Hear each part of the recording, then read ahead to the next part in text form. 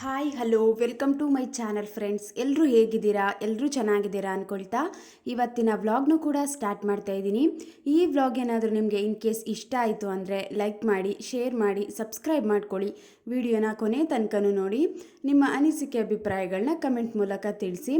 2026 start ಆಗಿ 10 days ಆಗೇ ಹೋಯ್ತು ಅಲ್ವಾ. ಒಂದಿಷ್ಟು ರೆಸಲ್ಯೂಷನ್ ಅಂತೂ ಇಟ್ಕೊಂಡಿರ್ತೀವಿ, ಆ ರೀತಿ ಚೇಂಜ್ ಆಗಬೇಕು, ಈ ರೀತಿ ಚೇಂಜ್ ಆಗಬೇಕು ಅಂತ. ಬಟ್ ನಾವು ಈ ಒಂದು ತಿಂಗಳು ಕರೆಕ್ಟಾಗಿ ಅದನ್ನು ಕನ್ಸಿಸ್ಟೆನ್ಸಿಯಾಗಿ ಮೇಂಟೈನ್ ಮಾಡ್ಕೊಂಡು ಹೋಗ್ತು ಅಂತ ಅಂದರೆ ನೆಕ್ಸ್ಟು ಒಂದು ಹೆಲ್ಪ್ ಆಗುತ್ತೆ. ಅದು ನಮಗೊಂದು ರೀತಿ ಅಭ್ಯಾಸ ಆಗಿಬಿಟ್ಟಿರುತ್ತೆ ಅಲ್ವಾ. ಅದೆಲ್ಲ ನಾವು ಕರೆಕ್ಟಾಗಿ ಫಾಲೋ ಮಾಡ್ಕೊತಾ ಹೋಗ್ತೀವಿ.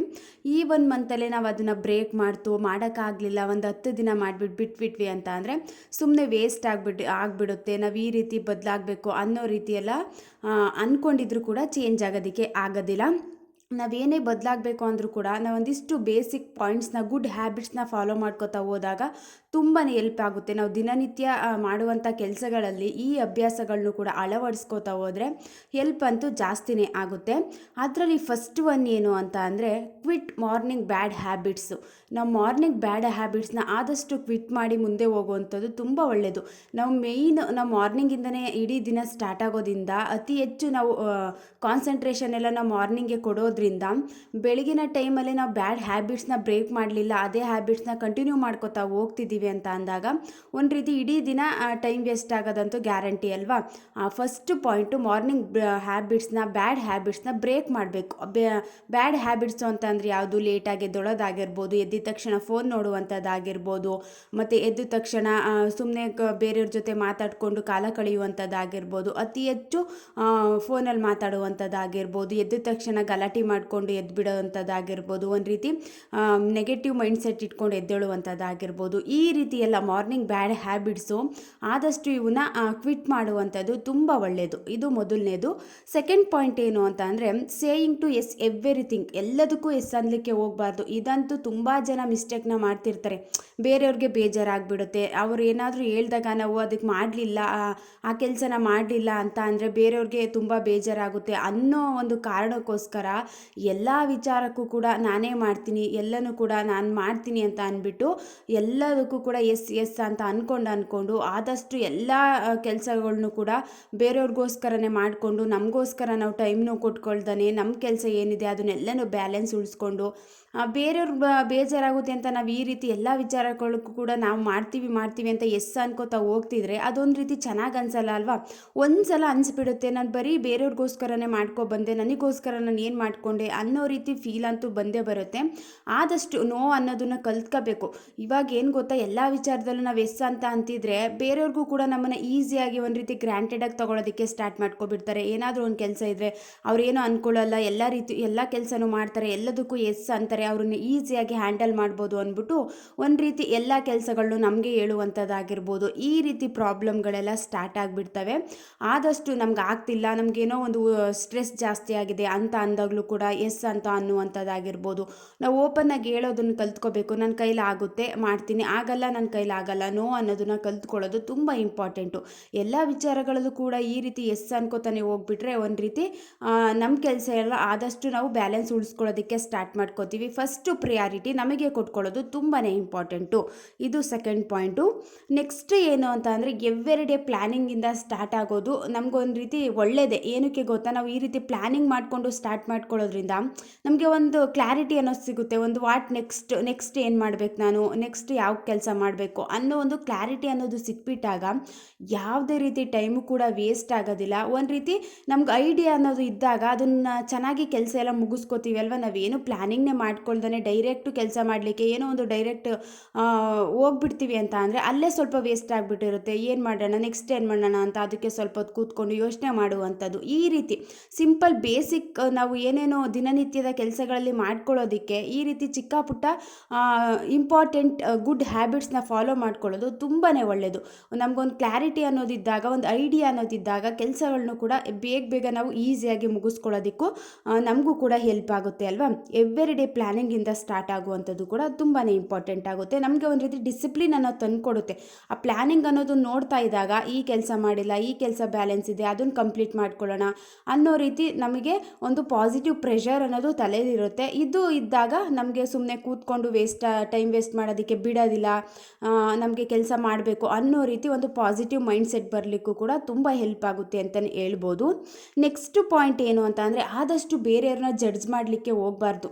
ಇವಾಗ ನಮ್ಮಲ್ಲೇ ಒಂದಿಷ್ಟು ಮಿಸ್ಟೇಕ್ಗಳನ್ನ ಇಟ್ಕೊಂಡು ನಾವು ಬೇರೆಯವ್ರು ಜಡ್ಜ್ ಮಾಡ್ತಿದ್ದೀವಿ. ಅವರು ನೀನು ಈ ರೀತಿ ಇರಬೇಕು, ನೀನು ಈ ರೀತಿ ಇರಬಾರ್ದು, ನೀನು ಮಾಡಿದ ತಪ್ಪು ಅಂತ ನಾವು ಯಾವಾಗ ಅತಿ ಹೆಚ್ಚು ಬೇರೆಯವ್ರ ಬಗ್ಗೆ ಜಡ್ಜ್ ಮಾಡ್ತಾ ಹೋಗ್ತೀವಿ, ನಮ್ಮ ಮೇಲೆ ನಾವು ಒಂದು ರೀತಿ ಕಾನ್ಸಂಟ್ರೇಷನ್ನ ಕಡಿಮೆ ಮಾಡ್ಕೊಬಿಡ್ತೀವಿ. ನಾವೇನು ಮಾಡಬೇಕು ಅನ್ನೋದನ್ನ ಮರ್ತ್ಕೊಂಡು ನಾವು ಲೈಫ್ ಲಾಂಗ್ ಬೇರೆಯವ್ರು ಜಡ್ಜ್ ಮಾಡ್ತಾನೆ ಹೋಗ್ಬಿಟ್ರೆ ಅದೊಂದು ರೀತಿ ಚೆನ್ನಾಗೂ ಅನಿಸಲ್ಲ. ಬೇರೆಯವರು ಅವ್ರ ಇಷ್ಟ, ಅವ್ರ ಲೈಫೇ ಯಾವ ರೀತಿ ಲೀಡ್ ಮಾಡ್ತಾರೆ ಅವ್ರಿಗೆ ಬಿಟ್ಟಿದ್ದು ಅಲ್ವಾ. ನಾವೆಲ್ಲದೂ ನಾವು ಹೇಳಿ ಸರಿ ಮಾಡ್ತೀವಿ, ನಾನು ಹೇಳಿದ್ರೆ ಸರಿ ಆಗ್ತಾರೆ, ನಾನು ಈ ರೀತಿ ಜಡ್ಜ್ ಮಾಡ್ತೀನಿ ಅನ್ನೋದಕ್ಕೆ ಹೋದರೆ ಒಂದು ರೀತಿ ನಾವು ನೆಗೆಟಿವ್ ಆಗಿ ಕಾಣಿಸ್ಲಿಕ್ಕೆ ಸ್ಟಾರ್ಟ್ ಮಾಡ್ಕೊಬಿಡ್ತೀವಿ. ಆದಷ್ಟು ಬೇರೆಯವ್ರನ್ನ ಜಡ್ಜ್ ಮಾಡೋದನ್ನು ಬಿಡಬೇಕು. ನಮ್ಮಲ್ಲೇ ತಪ್ಪುಗಳನ್ನ ಇಟ್ಕೊಂಡು ನಾವು ಬೇರೆಯವ್ರನ್ನ ಸರಿ ಮಾಡಲಿಕ್ಕೆ ಹೋಗ್ತಿದ್ದೀವಿ ಅಂದಾಗ ಅದೊಂದು ರೀತಿ ನಾವು ಒಂದು ರೀತಿ ನೆಗೆಟಿವ್ ಆಗಿ ಕಾಣಿಸ್ಲಿಕ್ಕೆ ಸ್ಟಾರ್ಟ್ ಮಾಡ್ಕೊಬಿಡ್ತೀವಿ. ಆಮೇಲೆ ಅವರು ಆ ರೀತಿ ಥಿಂಕ್ ಮಾಡ್ತಾರೆ, ನಿಮ್ಮಲ್ಲೇ ಈ ರೀತಿ ಮಿಸ್ಟೇಕ್ ಇದೆ, ಫಸ್ಟು ನೀವು ಸರಿ ಮಾಡ್ಕೊಳ್ಳಿ ಅನ್ನೋ ರೀತಿ ನಮಗೆ ಒಂದು ರಿವರ್ಸ್ ಆಗಿ ಬರುವಂಥದ್ದಾಗಿರ್ಬೋದು ಆನ್ಸರು. ಈ ರೀತಿ ಮಿಸ್ಟೇಕ್ಗಳೆಲ್ಲ ಆಗ್ತಿರ್ತವೆ.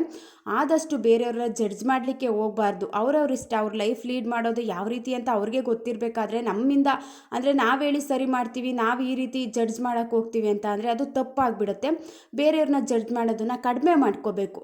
ನೆಕ್ಸ್ಟು ಪಾಯಿಂಟ್ ಏನು ಅಂತ ಅಂದರೆ, ಫರ್ಗಿವ್ ಆ್ಯಂಡ್ ಮೂವ್ ಆನ್. ತುಂಬ ಒಂದು ಲೈಫಲ್ಲಿ ಏನೋ ಒಂದು ಬೇಜಾರಾಗಿರುವಂಥ ವಿಚಾರಗಳನ್ನ ಪದೇ ಪದೇ ನೆನೆಸ್ಕೊಂಡು ಅದನ್ನು ನಾವು ಮೂಡ್ ಆಫ್ ಮಾಡ್ಕೊಳ್ಳೋ ಬದಲು ಅದಕ್ಕೆ ನಾವು ಬೇಜಾರಾಗಿ ಯಾವುದೇ ಕೆಲಸನೂ ಕೂಡ ಮಾಡಲಿಕ್ಕೆ ಒಂದು ರೀತಿ ಆಗ್ತಿಲ್ಲ ಅನ್ನೋ ರೀತಿ ಫೀಲ್ ಮಾಡ್ಕೊಳ್ಳೋ ಬದಲು ಆದಷ್ಟು ಮರೆತುಬಿಟ್ಟು ಮುಂದೆ ಹೋಗುವಂಥದ್ದು ತುಂಬ ಒಳ್ಳೆಯದು. ಇದರಿಂದ ಎಷ್ಟೋ ಪ್ರಾಬ್ಲಮ್ಗಳು ಸಾಲ್ವ್ ಆಗ್ತವೆ, ಮತ್ತು ನಮ್ಮ ಮತ್ತು ಬೇರೆಯವ್ರ ಮಧ್ಯೆ ಇರುವಂಥ ಮಿಸ್ಅಂಡರ್ಸ್ಟ್ಯಾಂಡಿಂಗು ಕ್ಲಿಯರ್ ಆಗುತ್ತೆ, ಮತ್ತು ನಮಗೂ ಕೂಡ ಕೆಲಸ ಮಾಡಲಿಕ್ಕೂ ಕೂಡ ಆರಾಮ್ ಅನಿಸುತ್ತೆ. ಒಂದು ರೀತಿ ಯಾವಾಗಲೂ ನಾವು ಈ ರೀತಿ ವಿಚಾರಗಳನ್ನ ತಲೆಯಲ್ಲೇ ಇಟ್ಕೊಂಡು ಮೂವ್ ಆನ್ ಆಗೋಕ್ಕಾಗ್ತಿಲ್ಲ, ನನಗೆ ಮುಂದೆ ಹೋಗೋಕ್ಕಾಗ್ತಿಲ್ಲ ಅಂತ ನಮ್ಮನ್ನೇ ನಾವು ಒಂದು ರೀತಿ ಈ ರೀತಿ ಫೀಲ್ ಮಾಡ್ಕೊಳ್ಳೋಕೆ ಸ್ಟಾರ್ಟ್ ಮಾಡಿಕೊಂಡಾಗ ಸ್ಟ್ರೆಸ್ ಅನ್ನೋದು ಜಾಸ್ತಿ ಆಗುತ್ತೆ. ಯಾವುದೇ ಕೆಲಸದ ಮೇಲೂ ಫೋಕಸ್ ಮಾಡಲಿಕ್ಕೆ ಆಗೋದಿಲ್ಲ.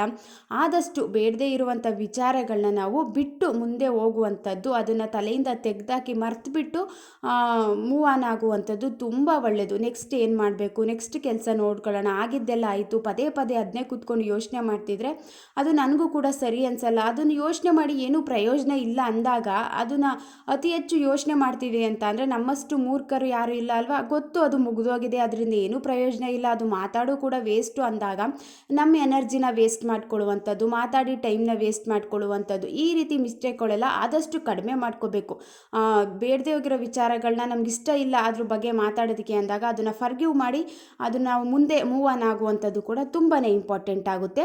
ನೆಕ್ಸ್ಟ್ ಪಾಯಿಂಟ್ ಏನು ಅಂತಂದರೆ, ಆದಷ್ಟು ಕನ್ಸಿಸ್ಟೆನ್ಸಿ ಮೇಂಟೈನ್ ಮಾಡಬೇಕು. ನಾವು 2026ರಲ್ಲಿ ಚೇಂಜ್ ಆಗಬೇಕು, ಬದಲಾಗಬೇಕು ಅಂತ ತುಂಬ ಒಂದು ಆಸೆ ಇಟ್ಕೊಂಡಿರ್ತೀವಿ. ಬಟ್ ಒಂದು 10 ದಿನ ಮಾಡಿಬಿಟ್ಟು ಅದನ್ನೇ ಬ್ರೇಕ್ ಮಾಡಿಬಿಡ್ತೀವಿ, ಬಿಟ್ಬಿಡ್ತೀವಿ ಅಂದಾಗ ಅದು ಒಂದು ರೀತಿ ಕಂಪ್ಲೀಟ್ ಅಂತ ಅನಿಸೋದಿಲ್ಲ. ಆದಷ್ಟು ಆಗುತ್ತೋ ಬಿಡುತ್ತೋ ಗೊತ್ತಿಲ್ಲ, ನಾನು 1 ತಿಂಗಳು ಕರೆಕ್ಟಾಗಿ ಮಾಡ್ತೀನಿ ಅಂತ ನಾವು ಯಾವಾಗ ಒಂದು ಕನ್ಸಿಸ್ಟೆನ್ಸಿನ ಮೇಂಟೈನ್ ಮಾಡ್ಕೊತಾ ಹೋಗ್ತೀವಿ, ನಮಗೊಂದು ರೀತಿ ಏನಾದರೂ ಕಲೀಲಿಕ್ಕೆ ಈಸಿ ಆಗುತ್ತೆ. ಹೊಸ ಹೊಸ ವಿಚಾರಗಳನ್ನ ಕಲ್ತ್ಕೋತಾ ಹೋಗ್ತೀವಿ. ಒಂದು ರೀತಿ ಕನ್ಸಿಸ್ಟೆನ್ಸಿ ಮೇಂಟೈನ್ ಮಾಡ್ಕೋತಾ ಹೋದಂಗೆ ಆದಷ್ಟು ನಾವು ಆ ಕೆಲಸನ ಕಂಪ್ಲೀಟ್ ಮಾಡಲಿಕ್ಕೂ ಕೂಡ ಈಸಿ ಆಗುತ್ತೆ. ನೆಕ್ಸ್ಟು ಪಾಯಿಂಟ್ ಏನು ಅಂತ ಅಂದರೆ, ಹೆಲ್ತಿ ಫುಡ್ನ ತಿನ್ನುವಂಥದ್ದು. ಇದು ಮೇಯ್ನ್ ಇಂಪಾರ್ಟೆಂಟು. ನಾವೇನೇ ಮಾಡಬೇಕು ಅಂತ ಅಂದರೆ ನಾವು ಆರೋಗ್ಯ ಸರಿ ಇಲ್ಲ, ನಮ್ಮ ಹೆಲ್ತೇ ನಮ್ಗೆ ಸಪೋರ್ಟ್ ಮಾಡ್ತಿಲ್ಲ, ನಾವೊಂದು ಹೆಲ್ತಿಯಾಗಿ ಇಲ್ಲ ಅಂತ ಅಂದಾಗಲೂ ಕೂಡ ಒಂದು ರೀತಿ ವೇಸ್ಟ್ ಆಗಿಬಿಟ್ಟಿರುತ್ತೆ ಅಲ್ವಾ. ಏನಿದೆ, ಏನು ಪ್ರಯೋಜನ, ನನ್ನ ಆರೋಗ್ಯನೇ ಸರಿ ಇಲ್ಲ ಅನ್ನೋ ರೀತಿ ಫೀಲ್ ಬರುತ್ತೆ.